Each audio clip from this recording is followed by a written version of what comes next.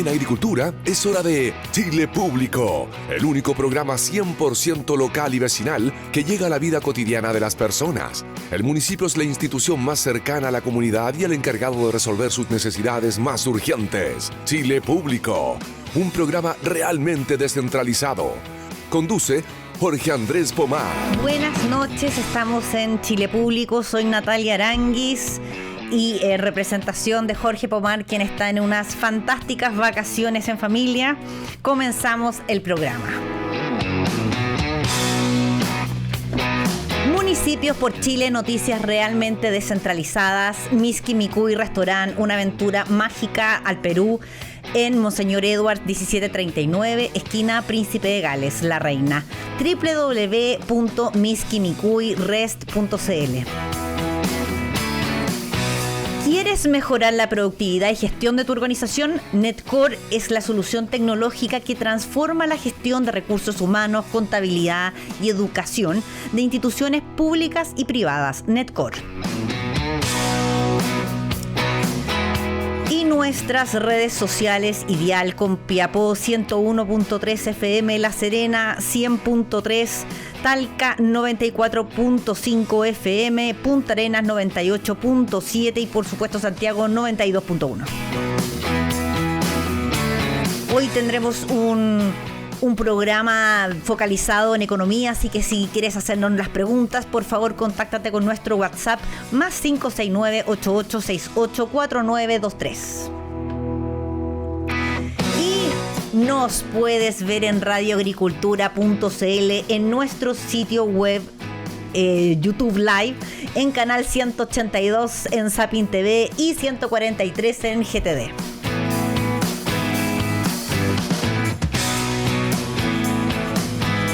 Hoy tenemos un tremendo entrevistado, es Patricio Valenzuela, es doctor en economía, profesor asociado en la Universidad de los Andes e investigador asociado del Instituto Milenio para la investigación de imperfecciones de mercado y políticas públicas. Buenas noches, don Patricio Valenzuela. Hola, ¿qué tal, Natalia? Muchas gracias por la invitación, un agrado estar acá. Muchas gracias por acompañarnos. También sé que eres un nadador profesional, por lo que entendió. Así es, no profesional, pero un nadador máster. La semana pasada estuvimos con cerca de 200 chilenos, desde 25 hasta Eliana Buch, que tiene 90 años, representando a Chile en el sudamericano que fue en Buenos Aires. Qué interesante. Deportista como nuestro gran Lucho Fraile, que saca pica aquí cada vez que corre, pero yo creo que él un día corre más de lo que corrió yo en toda la vida. No, y ojo que las mujeres mayores chilenas son las que sacan la cara por Chile. Tenemos a Eliana Buch, campeona del mundo. Tenemos a Andrea Müller, récord mundial con 55 años. Así que son un ejemplo para todos. Bueno, y Proeto, la primera medallista olímpica en tiro al plato. Mira, vamos a comenzar con la noticia de hoy, que fue bastante... Creo que no hubo nadie en el mercado que se acercara a lo que fue el IMASEC revelado hoy por el Banco Central. Ni siquiera los más pesimistas le achuntaron. No tuvimos ningún crecimiento para el IMASEC. Y la verdad es que personalmente lo que me llamó más la atención fue los problemas que vemos en la industria manufacturera, donde ha caído bastante. Ya ha sido un poquito ruido en el INE cuando veíamos las cifras de desempleo, donde la industria manufacturera andaba bastante mal. Pero quería saber tu opinión sobre qué está pasando con nuestra economía, si ves que se está enfriando más de lo que tú pensabas o está en línea, digamos, con lo que, digamos, esperabas tú como economista. Bueno, la verdad es que estas son noticias bastante malas. Esto confirma ya de que estamos teniendo una economía que está estancada, que hace mucho tiempo viene creciendo a tasas muy bajas, pero tampoco vemos pronósticos donde esto va a aumentar, ¿ya? Porque no vemos políticas públicas que vayan a impulsarlo. Exactamente. Las expectativas del mercado eran que el crecimiento del IMASEC iba a estar entre un 0,8 y un 2%. La encuesta de expectativas económicas del Banco Central cerca del 2%, pero ojo que estas son proyecciones de muy corto plazo, ¿ya? Entonces, en realidad no es que estamos diciendo nos equivocamos porque esta proyección se hizo hace 6 meses atrás, sino que son proyecciones que se hicieron el mes pasado, ¿ya? Entonces, en este sentido es bastante preocupante. Yo creo que obviamente ha habido no están las condiciones para generar inversión. La situación, algo que vamos a hablar en el segundo bloque, la situación de las familias donde el ingreso real ha crecido de manera a un ritmo muy bajo, donde todavía tenemos los costos de todos los shocks negativos que hemos tenido. Esto no ha permitido tampoco que impulse el consumo. El consumo, claro, que el consumo es gran parte, digamos, del PIB de nuestro país, es un motor importante. Claro, o sea, uno cuando ve el PIB lo descompone, uno dice, bueno, tenemos inversión, tenemos consumo y tenemos gastos del gobierno. Y tenemos una inversión cayendo, digamos, desde como porcentaje sobre el PIB en los últimos años, entonces, claro. Exactamente, entonces esto afecta directamente al bienestar de la familia. Vemos que con una economía que está estancada es muy difícil que el empleo y el empleo formal pueda repuntar.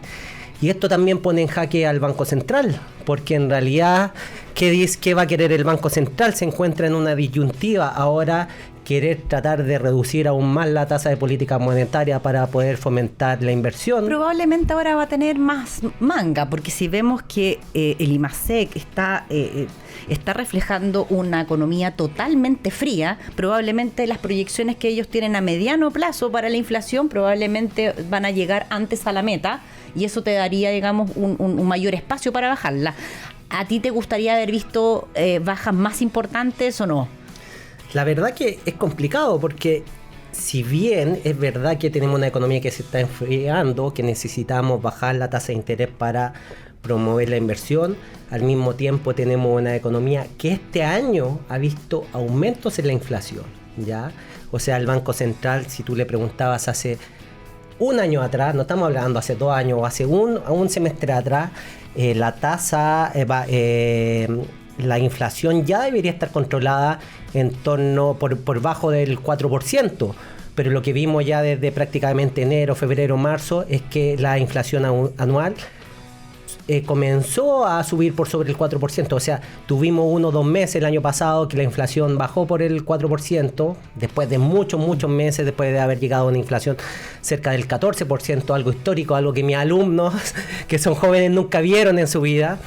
Pero este año comenzó a repuntar nuevamente. Entonces ahí hay una disyuntiva, si bien hay proyecciones de que también la inflación baje y converja a la meta del Banco Central. De aquí a 2 años, claro. De aquí a 2 años. Pero es que ¿sabes lo que pasa? Es que el Banco Central siempre dice que de aquí a 2 años va a ser un 3%. Sí, pero que ese es el objetivo meta, digamos, como política monetaria, digamos. Ese es el objetivo meta, pero también cuando la inflación era 14%, el Banco Central igual decía que en 2 años iba a llegar al 3%, que eso es poco creíble. Ahora, esta política monetaria se basa en que el Banco Central dice, yo voy a hacer todo lo posible para llegar a los 2 años a una meta del 3 más menos 1. Claro, sí, 3 más menos 1. Ahora, cuando tú tienes una inflación del 14%, eso no es realista y en realidad... No, pero convengamos que el banco comenzó mucho antes que los otros institutos emisores, comenzó a subir la tasa de política monetaria, pero como avión, o sea, fue bastante líder, digamos, en esa área. Acuérdate que el Banco Central Europeo la subió tarde mal la tasa y un poquito, pero Chile ya se fue, parecía Brasil con... Sí, yo creo que el manejo de la tasa política monetaria ha sido adecuado. Yo creo que quizá el manejo de las expectativas no ha sido tan adecuado. Y las expectativas de inflación son importantes. Lo otro es que el Banco Central de Chile, no es el único que ha subestimado la inflación, o sea, prácticamente todos los bancos centrales alrededor del mundo han estado subestimando la inflación, pero también es porque los modelos que ellos tenían estaban más que nada calibrados para un mundo donde teníamos una inflación baja. Claro, para un mundo además que se manejaba con tasas bajas, con un costo del dinero muy bajo, y ese mundo ya cambió, es cierto, todos vamos a tener que cambiar, estamos todos cambiando los coeficientes. Y exactamente aquí algo que afecta, bueno, a la inflación, al crecimiento, al empleo, es que obviamente hemos vivido una secuencia, una seguidilla de shock negativos del que parecemos no salir nunca, ¿cierto? En el caso de Chile con eventos un poquito más idiosincráticos como el estallido social, pero a nivel más global, una pandemia que pensamos que iba a durar meses y duró años. Después pensamos que íbamos a salir de la pandemia y que finalmente íbamos a tener las condiciones para comenzar a repuntar, y vino la guerra entre Rusia y Ucrania. Esta guerra consigo trajo presiones sobre los precios internacionales y la inflación. Y ahora tenemos Israel metiéndose con miembros de la OPEP. Entonces, sí, realmente el panorama internacional no es muy bueno, y el panorama nacional tampoco, porque la verdad es que yo no observo políticas públicas que sean pro inversión, aparte, por ejemplo, del esfuerzo que está haciendo el ministro Grau para el tema de la permisología, pero que lamentablemente es muy poquito, va a afectar un 30%, pero la verdad es que no mete al Ministerio del Medio Ambiente. Entonces, la verdad es que no vemos eso. Y además, no sé si tú como tú estás en el Instituto Milenio para la Investigación de Imperfecciones de Mercado y Políticas Públicas, ¿qué es lo que está pasando con la institucionalidad? Porque cuando vemos, por ejemplo, la institucionalidad, la macrofinanciera en general funciona muy bien, tanto la CMF como el Banco Central, etcétera, pero cuando el Ministerio de Economía trata de ayudar a la inversión, pero vemos a Medio Ambiente en el CAI cerrando la puerta a proyectos, ¿qué es lo que ves tú? O sea, como desde esa parte como de investigador de políticas públicas. Bueno, este año ganó el premio Nobel Acemoglu, que él enfatiza el rol que tienen las instituciones en el crecimiento de los países, ¿cierto? Y en realidad Chile por mucho tiempo estuvo creciendo, principalmente en los 90, a tasas muy elevadas, no solamente porque teníamos buenas políticas públicas, internas o domésticas, sino que también había un buen ambiente internacional, pero también esto en un contexto donde las instituciones parecían funcionar. ¿Ya? Exacto. Ahora, ¿qué pasa? Tuvimos muchos choques internacionales, a los que se sumaron malas políticas domésticas, y obviamente en algo que podemos discutir, que quizás este no es mi tema de especialidad, pero donde muchos dicen que hay como una crisis de la institucionalidad, ya algunos podrían estar de acuerdo, otros no, pero la verdad que esto ha quitado el foco de que nos podamos enfocar, como tú dices, en una agenda pro inversión, pro crecimiento, en que podamos tener, en reducir las incertidumbres, ya, obviamente que la incertidumbre es fundamental al momento de invertir. Pero ¿crees tú que es este gobierno el llamado a eso? Porque ese nunca ha sido, digamos, la retórica o el banderín del gobierno. O sea, no llegó a la moneda diciendo vamos a crecer, vamos a aumentar el trabajo. ¿Será ese lo que tú esperas, por ejemplo, como guía para para las futuras, digamos, elecciones del próximo año, de que los candidatos digan, sabes que esta es mi hoja de ruta, vamos a hacer esto, a mí sí me importa la inversión? Porque la verdad es que pedírselo a este gobierno, ¿tú crees que podemos pedírselo? A ver, yo creo que aquí ha habido un aprendizaje, yo creo que el gobierno lo sabe. Hay algo que todos compartimos, todos los chilenos compartimos, gente de izquierda, de derecha, independiente, es que obviamente Chile es un país bastante desigual. El estallido social fue la causa de cierta desigualdad existente en este país, sumado a un descontento porque en realidad somos un país que nos estamos desarrollando en una transición, por lo tanto también la gente es un poquito más exigente. Pero obviamente la desigualdad es un problema. Entonces obviamente este gobierno llegó con una intención de reducir la desigualdad, pero yo creo que se ha ido dando cuenta que si no hay crecimiento, no hay inversión. Solamente enfocarse en la desigualdad de manera independiente no es efectivo, porque en realidad si queremos reducir la desigualdad, necesitamos la inversión, necesitamos el crecimiento, necesitamos tener ingresos, y obviamente tenemos que tener buenas políticas gubernamentales, buenas políticas públicas, ¿ya? Yo creo que el gobierno ahora le queda poco tiempo. Yo creo que se ha dado cuenta de esto, pero le queda ya poco tiempo para reaccionar. Está un poquito sobreviviendo y la verdad es que hemos vivido tantos eventos, tantos casos políticos, problemas políticos, que ha sido muy difícil para este gobierno poner el foco y sus esfuerzos en lo importante. Ahora, las administraciones han pasado por momentos súper difíciles, porque si es que no hay en un periodo un terremoto, un tsunami, un estallido social o una revolución de los pingüinos, o sea, a todos les ha tocado lo suyo, digamos. Yo creo que el bajo crecimiento que estamos teniendo ahora, claro, no solamente este gobierno, probablemente ya hace 3 gobiernos atrás que veníamos, que estamos rompiendo la tendencia, ¿sí? Yo diría que quizás los primeros gobiernos de Michelle Bachelet y Piñera fueron buenos gobiernos y de ahí un poco la situación ha sido un poquito más complicada, ¿ya? Ahora sí se ha hecho más evidente. Yo creo que cuando estamos en tiempos de vaca gorda los problemas no son tan evidentes, ¿cierto? Entonces en realidad cuando estamos creciendo, decir vamos a hacer un esfuerzo y vamos a enfocarnos en la desigualdad, es algo positivo, ya lo que se puede hacer. Lamentablemente aquí se mezcló 2 cosas: tratar de reducir la desigualdad en tiempos de crisis, en tiempos que han sido muy difíciles, y lo que ha hecho difícil poner en una agenda de gobierno una política que permita generar ingresos, que permita generar inversión y permita generar empleo. En opinión tuya, ¿cuál sería, por ejemplo, de lo que ustedes están viendo en el instituto o en la Universidad de los Andes? ¿Cuál es una política pública que tú dices, sabes que yo sé que no hay balas de plata, pero si tú tuvieses que elegir 3 políticas públicas que tú dices, sabes que probablemente con esto nosotros vamos a crecer quizá en el corto plazo o mediano plazo, ¿cuáles elegirías tú?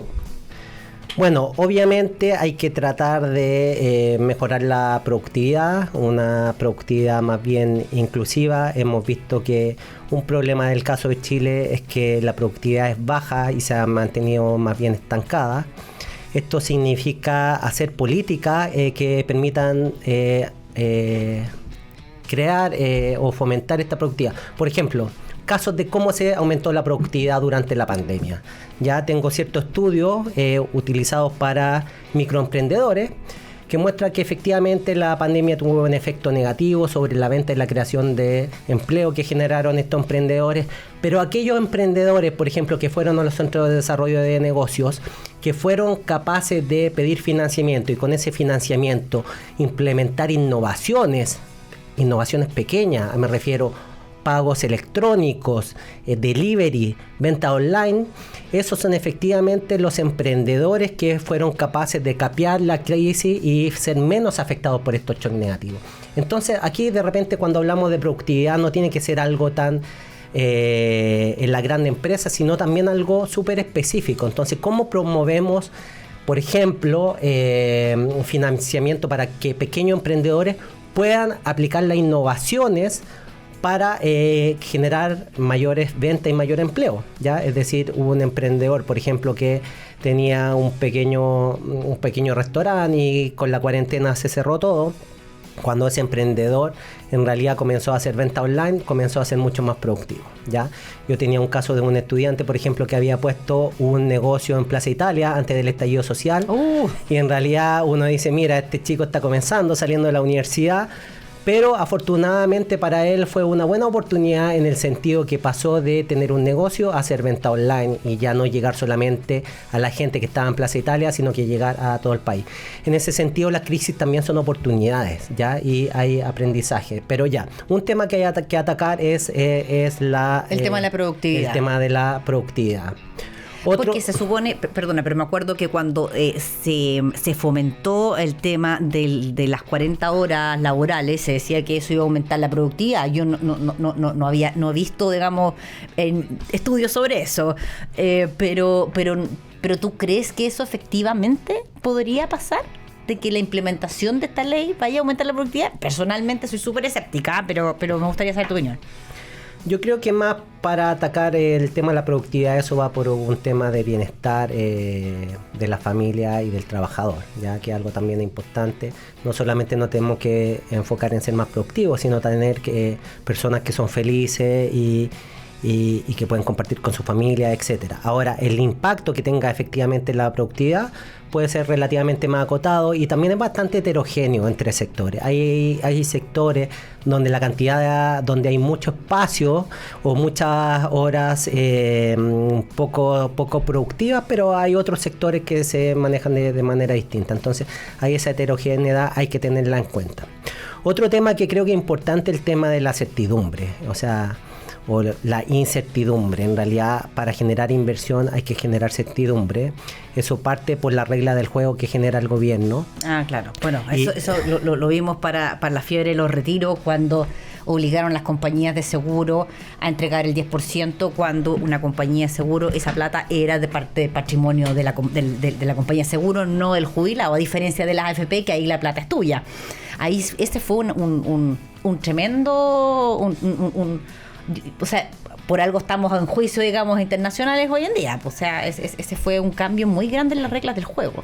Exactamente. Y yo creo que muchas veces cuando hay gobiernos que se van un poco a los extremos en términos de las políticas, que lo que te decía, pasó un poco con el segundo gobierno de Bachelet y con el segundo gobierno de Piñera, que se fueron más a los extremos.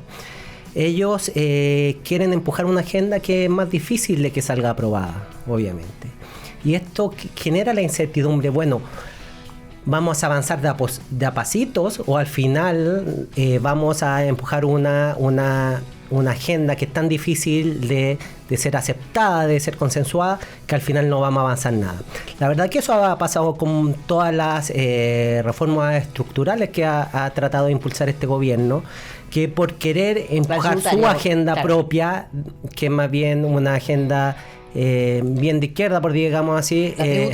La tributaria, también el tema de pensiones. Pero en pensiones, digamos que igual han llegado a todos se han moderado. Todos se han moderado. No todos, pero el 90% se ha moderado. Todos se han moderado, pero sí ha sido costoso llegar a estos acuerdos. Claro, ¿ya? En realidad es verdad que estamos convergiendo, pero estamos convergiendo a una velocidad muy lenta, donde los costos han sido importantes. Es decir, cuando tú tienes años discutiendo una reforma, dejas de hacer otras cosas. Pero si imagínate, la reforma de pensiones, desde la Comisión Marcel, tiene que tener unos 19 años. O sea, llevamos 19 años discutiendo una reforma de pensiones. Es que, te juro que es vergonzoso, perdóname, pero ese es un problema grande que tenemos como yo no sé si eso pasará por una reforma política o algo, pero yo creo que si no sale ahora la reforma de pensiones, no sé. Bueno, y el tema es que estas reformas que se demoren, está en economía, todos sabemos el costo de oportunidad. ¿Qué significa el costo de oportunidad? Cuando estoy haciendo algo, dejo de hacer otras cosas. Y eso es lo que pasa. Mientras estamos discutiendo reformas que son muy difíciles de aprobar, estamos dejando de hacer otras cosas y enfocar nuestro esfuerzo en realmente una agenda pro crecimiento, quizá en una agenda un poquito menos ambiciosa, pero que sea factible. Al final, la certidumbre va por la factibilidad de realizar algo, ¿ya? Entonces, puede ser que una política sea buena, que el gobierno tenga buenas intenciones, pero si no existe factibilidad de implementarla, en realidad eso genera incertidumbre. Patricio, pero dime la tercera rapidito, porque nos vamos a ir a comerciales.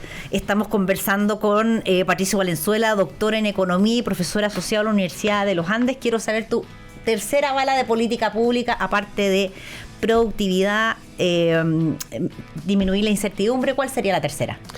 Bueno, yo creo que algo que mucho que se ha hablado es como la persimenología, que es cuánto cuesta. Por ejemplo, yo trabajo mucho con emprendedores, cuánto cuesta para poder formalizarse, ¿ya? Cuánto cuesta para aplicar para un crédito, ¿ya? Entonces, la formalidad, uno va de repente a países. Una vez le hacíamos una pregunta a alguien de Noruega. Oye, ¿cómo ustedes cómo toman datos del sector informal? como vendedores informales, decían que no hay. No existen. No existe, pero ¿cómo? ¿Un 1%, 1%? No existe. Pero qué bien, nosotros estamos, un cuarto de nuestros trabajadores son informales. Oye, vamos a seguir conversando con Patricio Valenzuela, profesor asociado de la Universidad de los Andes, después de estos comerciales. En agricultura es Chile Público, un programa realmente descentralizado, con Jorge Andrés Pomar. Estamos de vuelta en Chile Público. Soy Natalia Aranguis y estoy intentando reemplazar al gran Jorge Pomar, que está en unas merecidas vacaciones. Municipios por Chile, noticias realmente descentralizadas. Miski Mikuy Restaurant nos acompaña hoy. Es una aventura mágica al Perú. Esto queda en Monseñor Edward 1739, esquina Príncipe de Gales La Reina. Miski Mikuy Restaurant, miskimicuyrest.cl. ¿Quieres mejorar la productividad y gestión de tu organización? Que es justo lo que estábamos conversando con Patricio Valenzuela en el primer bloque. Netcore es la solución tecnológica que transforma la gestión de recursos humanos, contabilidad y educación de instituciones públicas y privadas. Y bueno, nos puede siempre ver en radioagricultura.cl y en nuestro YouTube Live. Seguimos en nuestro bloque con el doctor en Economía y profesor asociado a la Universidad de los Andes e investigador asociado al Instituto Milenio para la Investigación de Imperfecciones del Mercado y Políticas Públicas, don Patricio Valenzuela. Cuando don Jorge Pomar me dijo que invitara a un economista, se me ocurrió al tiro Patricio, porque Patricio tiene unos estudios muy interesantes sobre un poco la correlación que existe o la relación que existe entre la salud mental y el nivel de endeudamiento de los hogares. Exacto. Entonces, la verdad es que los economistas no acostumbran a hablar mucho sobre este tema, abordarlo desde un tema de salud pública.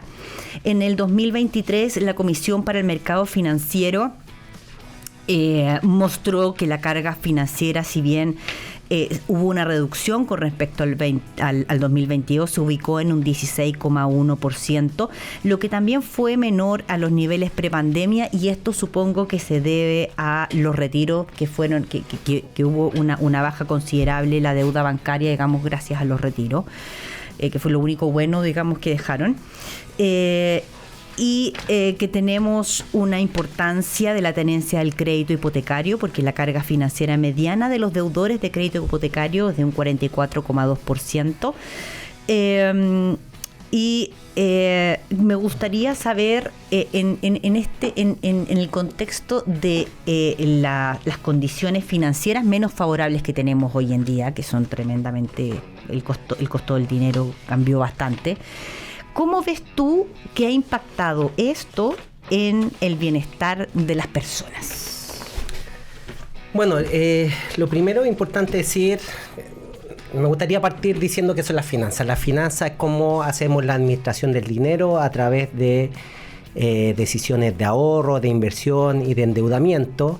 Estas decisiones de financiamiento generalmente, o de estas decisiones financieras generalmente las tenemos que tomar cuando estamos incluidos financieramente. Eso significa que cuando todos los sectores de la población tienen acceso a productos y a servicios financieros formales. Que en Chile los indicadores están bastante bien, porque la cuenta RUT hizo que el medio de pago electrónico estuviese al acceso de todo el mundo, digamos. Eso a nosotros nos permitió estar y subir a altos rangos, digamos, en índice de inclusión financiera. Si bien no tenemos microseguro ni este tipo de cosas, pero exactamente, o sea, eso yo creo que es fundamental. Es decir, Chile, si vemos las últimas décadas, hemos experimentado un proceso de inclusión financiera muy exitoso, en el sentido que ya todos los sectores de la población, incluso un poco los más vulnerables, de repente los más jóvenes, las mujeres, los menos educados, han tenido acceso a hacer servicios y productos financieros.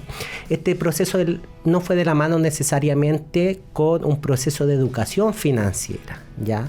Es decir, cómo yo utilizo de manera informada y de manera responsable estos productos y servicios financieros, ¿ya? Y eso es fundamental, porque algo que yo digo, que las finanzas siempre son como una espada de doble filo, ¿Qué quiere decir? Que si yo tomo decisiones financieras de manera responsable, de manera informada, esto me genera oportunidades en mi vida, ¿ya? Es decir, a ver, ¿qué? Pido un crédito para comenzar un emprendimiento, pido un crédito para financiar mi educación o la educación de mi hijo, capital humano, ¿ya? O pido un crédito para el sueño de la casa propia. Es decir, las finanzas pueden mejorar nuestra vida. El problema es que cuando tomamos decisiones financieras de manera desinformada podemos caer en el sobreendeudamiento, que eso es lo negativo.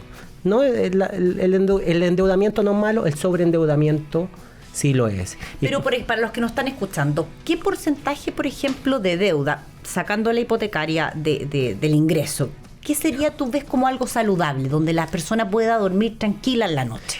En realidad la sugerencia es que la carga financiera, tal como tú decías, es decir, a fin de mes me llega mi sueldo, yo pago mi dividendo y con lo que me queda yo no debería pagar más de un 25% en cuotas de deuda.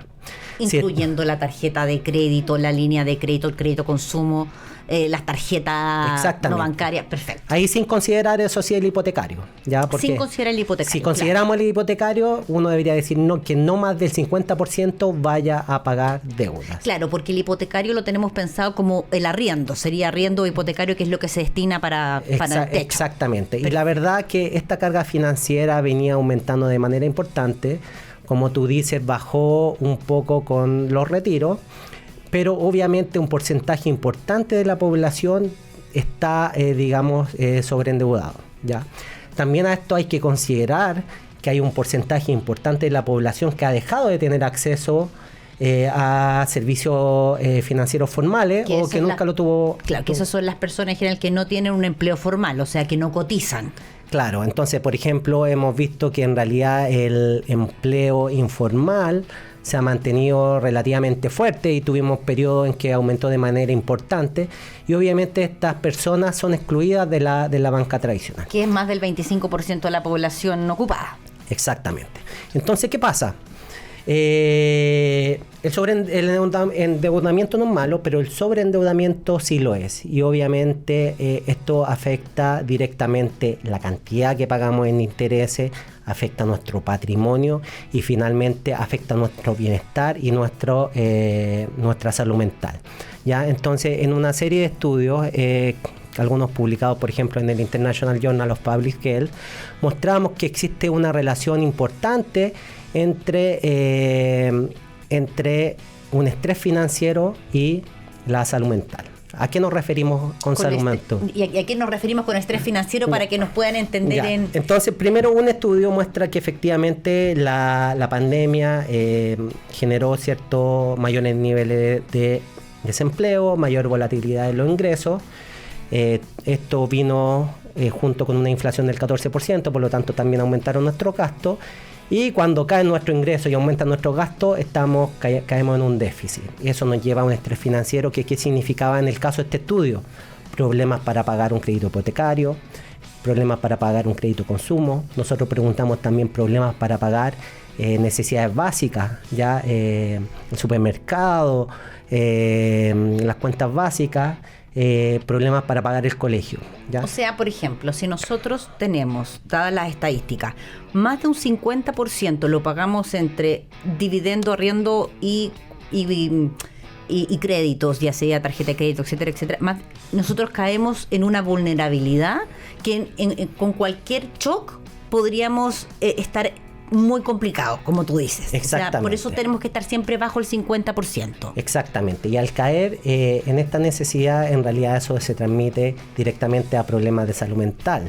Y en realidad yo creo que es súper fácil la analogía en el sentido que muchas veces lo hemos vivido. Ya en realidad a lo mejor no nos pagaron algo que teníamos que pagar o tuvimos gastos mayores a los que esperábamos.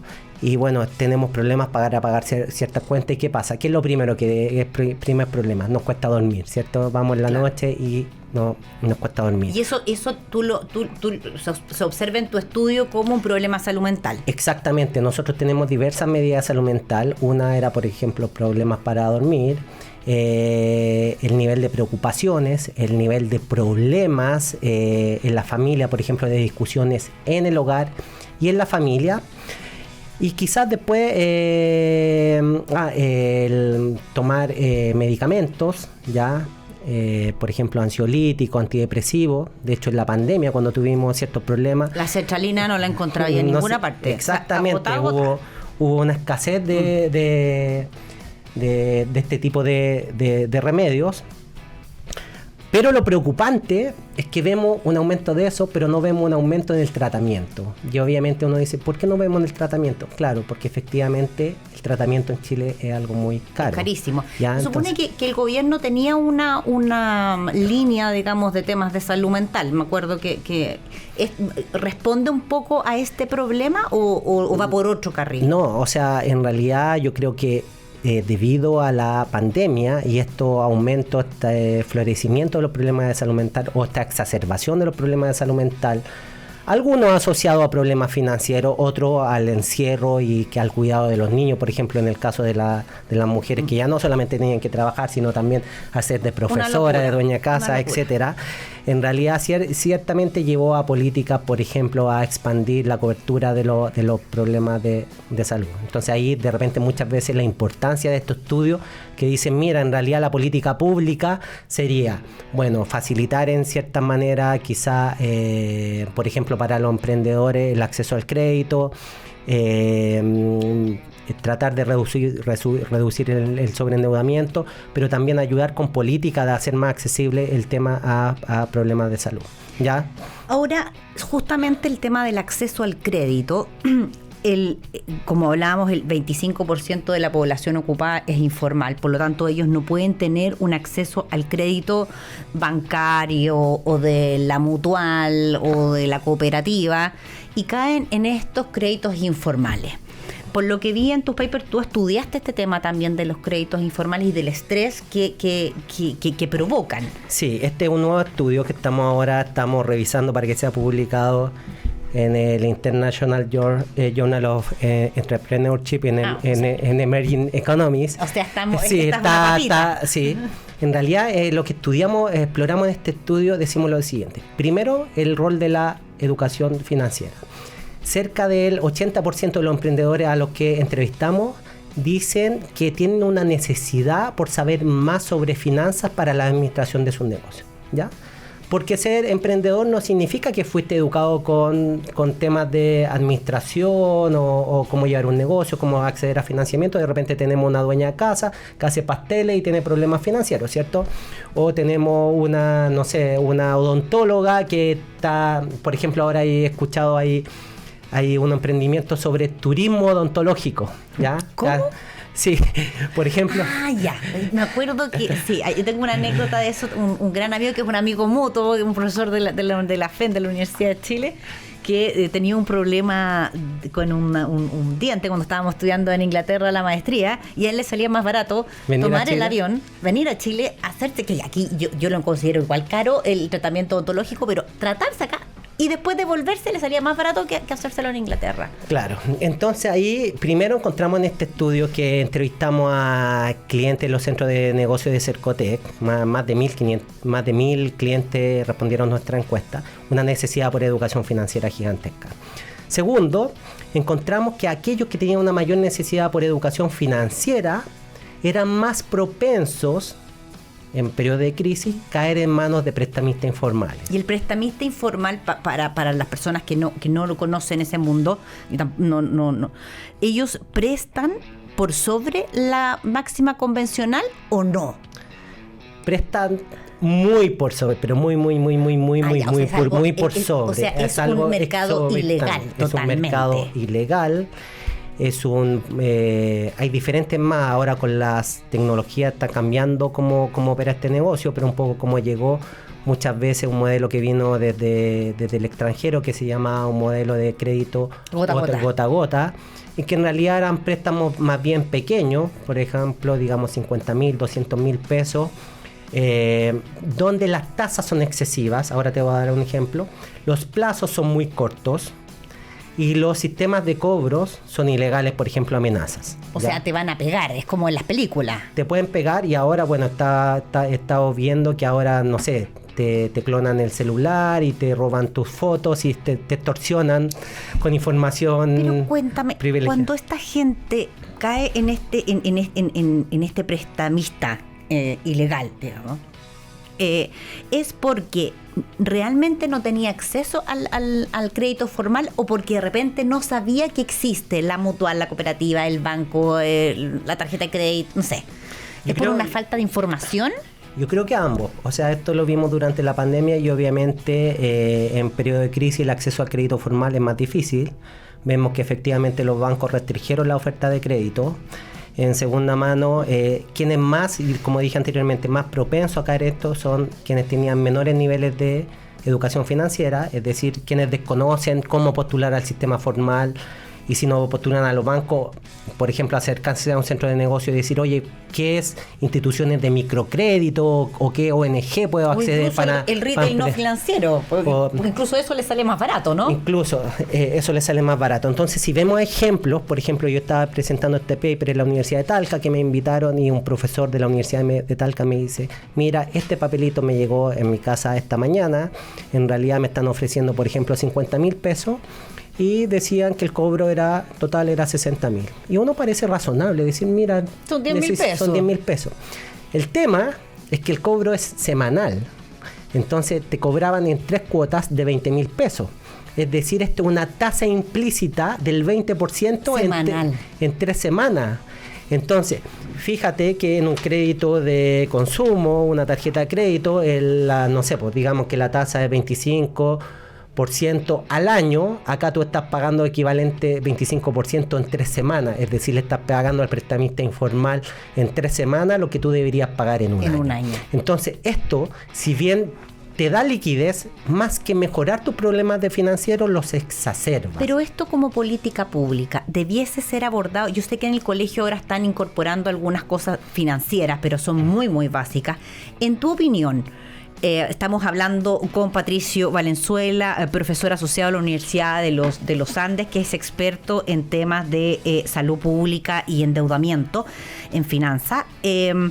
Patricio, cuéntame, ¿tú piensas que esto debiese ser un curso completo? Por ejemplo, una asignatura en cuarto medio, una vez a la semana, 2 horas y media. ¿Cuánto crees tú que necesitamos abordar y con qué urgencia e importancia debiésemos hacerlo como sociedad?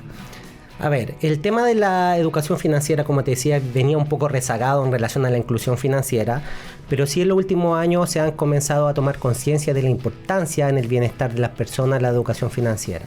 Desde ahí han existido diferentes iniciativas, ya el Ministerio de Educación sí lo puso en el currículum de enseñanza media, pero es algo reciente. ¿Y los profesores? ¿Qué profesor es el que enseña esto? Claro, principalmente de historia, hay algunas cosas ahora se está poniendo en profesores de matemática, etcétera. Pero tú tienes que pensar que estos profesores no fueron... Claro, ¿quién los capacita ellos? Porque yo me acuerdo que el Banco Central tiene un curso para profesores de historia, un curso maravilloso que te prepara con finanzas básicas para que ellos transmitan estos conocimientos. Pero ¿serán 60 profesores anuales? O sea, no Mira, llegas. ¿Quién está ocupado de llevar esta agenda a que realmente se entregue el conocimiento a los chicos? Claro, eso ha sido, yo creo, un poco el problema. En un inicio se puso toda la agenda, pero los profesores no estaban capacitados para enseñar estos temas. Ahora sí, poco a poco el Ministerio de Educación ha ido incorporando más material, ha ido haciendo alianzas con el Banco Central. Yo personalmente trabajé en el diseño de la Ciudad de la Oportunidad del Banco Central. Yo estuve de ahí 2 años trabajando todos los martes yendo a una agencia de diseño para elaborar ese curso.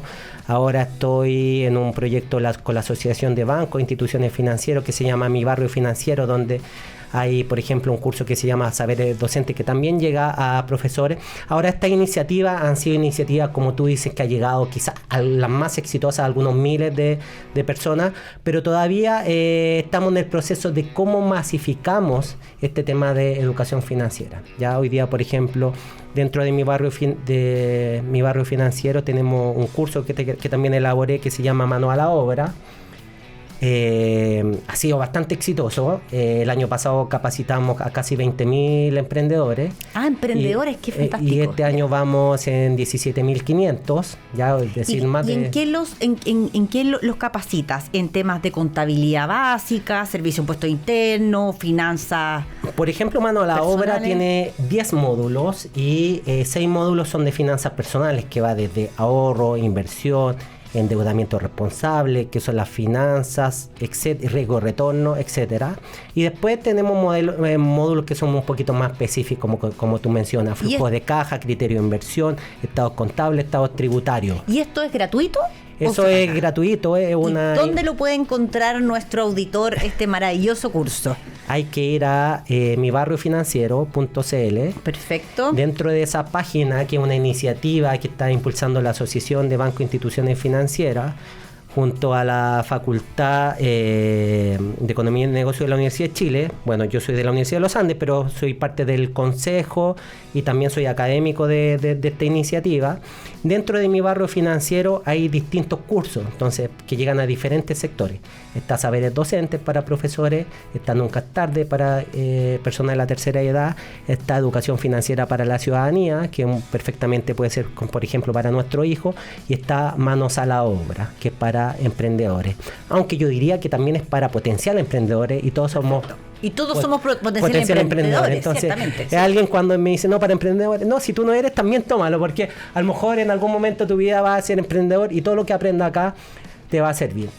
Entonces, ¿qué estamos? Estamos en un proceso de masificar estas iniciativas.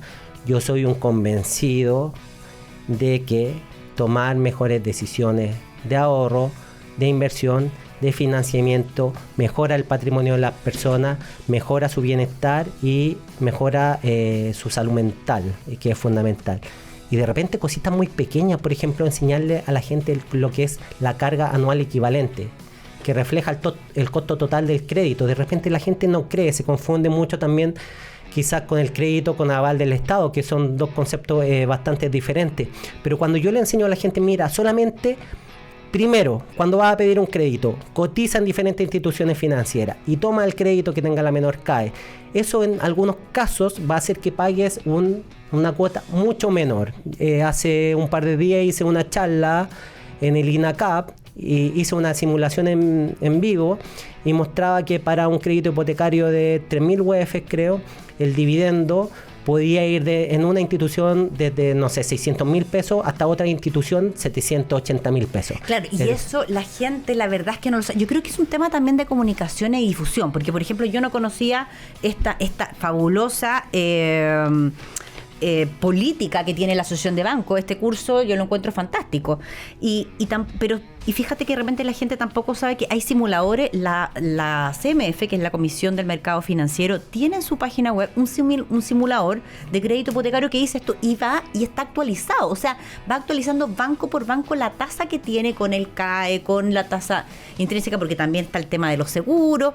Entonces hay herramientas gratuitas, pero que creo que no llegan a la gente porque la gente no tiene idea que existen. Sí, la verdad que eso ha sido un poco la labor de esta iniciativa. Por ejemplo, cuando uno toma mano a la obra, en este curso mostramos todas las iniciativas o todas las herramientas que están en el mercado. Entonces, efectivamente, ahí mostramos el link del simulador de crédito hipotecario, mostramos un simulador de pensiones para saber, oye, ¿cuánto van a ser mis pensiones? Hay simuladores de fondos mutuos, hay calculadoras de planificadores financieros, etcétera. Entonces, lo que tratamos de hacer es que toda esta información que ya existe, pero que no ha sido asequible para el ciudadano, llegue a todos, porque una cosa es implementar una política, pero otra es sociabilizarla. Para concluir, entonces, la idea es que si nosotros contabilizamos el dividendo más nuestra carga financiera, no sea más del 50% de nuestro ingreso mensual. Exactamente. Eso nos va a ayudar a tener una mejor salud una mejor salud mental, ciertamente. Una mejor salud financiera y una salud mental. Exactamente, más saludable, y pelear menos con la pareja, para el parecer, y retar menos a los niños. Y también este curso de la Asociación de Bancos, que yo encontré que es extraordinario. Por favor, repite la página web donde está para que nuestros auditores se metan, porque es un curso gratuito que te ayuda con las finanzas, con la contabilidad, tiene módulos, es como un diplomado al final del día. Exactamente, de hecho es un curso que tú accedes a un certificado de la Universidad de Chile si que lo apruebas. Entonces, imagínate. No solamente eso es bueno, y por ejemplo hasta ahora ahora estaba terminando, pero incluso había un concurso que estábamos dando 10 millones de pesos a premios de $1 millón a los 10 mejores estudiantes. No, yo voy a llamar a la Asociación de Bancos saliendo de este programa hoy lunes. Voy a llamar a la Asociación de Bancos porque tienen que poner un anuncio aquí en la radio, porque realmente lo encuentro extraordinario, con una certificación de la Universidad de Chile. Sí, la página www.mibarriofinanciero.cl. Te pasaste, Patricio Valenzuela, profesor asociado a la Universidad de Los Andes e investigador asociado al Instituto Milenio para la investigación de imperfecciones de mercado y políticas públicas, además de nadador profesional. Y bueno, nos vamos nosotros con Municipios por Chile, noticias realmente descentralizadas. Miski Micuy Restaurant, una aventura mágica del Perú. Monseñor Edward 1739, esquina Príncipe de Gales, La Reina, súper recomendable, me encanta este restaurante. miskimikuyres.cl. Y si quieres mejorar la productividad y gestión de tu organización, Netcore es la solución tecnológica que transforma la gestión de recursos humanos, contabilidad y educación de instituciones públicas y privadas. Muchísimas gracias, Lucho. Muchísimas gracias, Patricio. Ha sido un tremendo programa para mí y muchas gracias por invitarme hoy. Muchas gracias por la invitación, Natalia. Que tenga una muy buena noche. Somos los dos invitados hoy del programa. En Agricultura fue Chile Público, un programa realmente descentralizado. Conducción, Jorge Andrés Pomar.